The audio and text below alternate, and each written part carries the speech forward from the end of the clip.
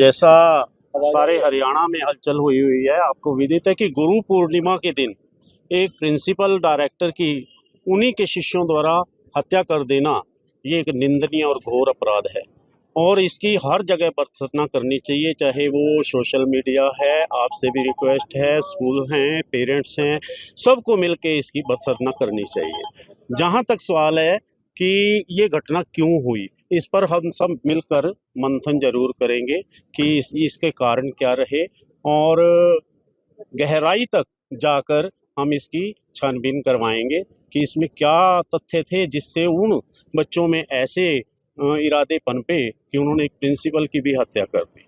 मुख्य मांगे क्या है जी? मांगे क्या है आपको? हमारी जो मुख्य मांगे रही हैं इसमें, अब हम इसी मुद्दे को जल्द से पहले भी देखो यमुनानगर में भी एक ऐसा कांड हुआ था, लेकिन सब चुप हो गए।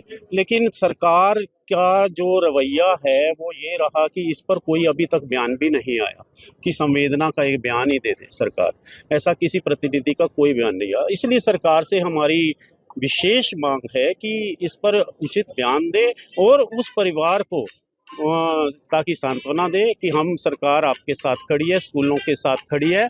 और विशेषतः हम ये मांग कर रहे हैं कि इसके लिए कोई ऐसा स्कूल एक्ट बना दिया जाए, स्कूल सेफ्टी एक्ट, जिसमें स्कूल के प्रिंसिपल से लेके डायरेक्टर, मैनेजमेंट या कोई भी सदस्य, इवन देन ड्राइवर आया तक की भी इन्वॉल्वमेंट रहे कि वो सब सेफ हो जाएं, ऐसा एक्ट बने और जिसको लागू करने पर बच्चों में एक ऐसी भावना जरूर आए कि अगर हम कोई ऐसा अपराध करेंगे तो निस्संदेह हमें उसका भुगतान हमें और उनके परिवार वालों को करना पड़ेगा। संस्कार की कमी कहीं ना कहीं ऐसी शिक्षा भी हो रही, क्योंकि संस्कार जब बिगड़ेंगे तभी ऐसे संस्कार बिगड़ने का मेन रीजन सरकार द्वारा बनाए गए नियम हैं। आप जानते हो, पहले कहते थे गुरु के हाथ में छड़ी थी और सब कुछ सही था, लेकिन जब से सरकार ने ऐसे प्रतिबंध लगाए हैं कि बच्चों को पनिशमेंट बैन कर दी गई है और जो टीचर भी कुछ उनको पनिशमेंट हल्का फुल्का भी करते हैं,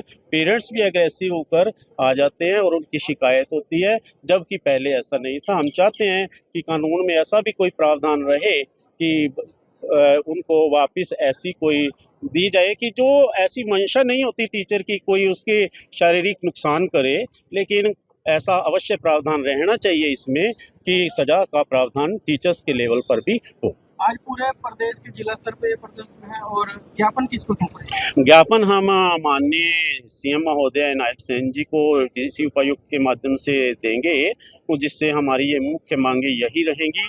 जो हमारी ज्ञापन में 3 मांगे हैं वो आप सबको हमने डिलीवर कर दिया है, उसी के हम चाहते हैं कि उसकी पालना और जल्द से जल्द ये कानून बने। और जिस तरह से आपने देखा होगा डॉक्टर्स के लिए भी कानून बन चुके हैं, उनके हॉस्पिटल्स देखो सेफ हैं। आज कोई भी आकर वहाँ दंगा करता है, फसाद करता है, डॉक्टर को चोट पहुँचाता है, वहाँ के किसी कर्मचारी को चोट पहुँचाता है, तो उसके FIR लॉज हो जाती है।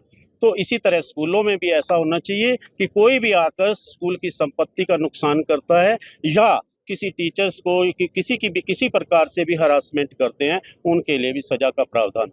आपका क्या नाम? Rajeev Chawla, district president, federation of private school association, Kurukshetra.